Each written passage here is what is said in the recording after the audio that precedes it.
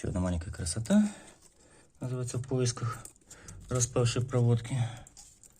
И нахождение Да, всяких... блин, там вообще оно так коротило. Они реально просто все трухлые. И у нас, по-моему, только всегда латуннички, соединенные по технологии в тыл.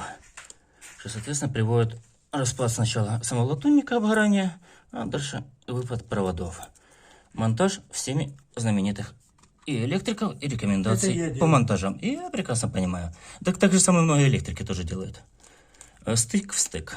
Все правильно. Все правильно по инструкции. Ты видишь, как я раздолбался, блядь. Оно там все было. Ну, а мне сейчас придется еще больше раздолбать, чтобы это все блин. Так,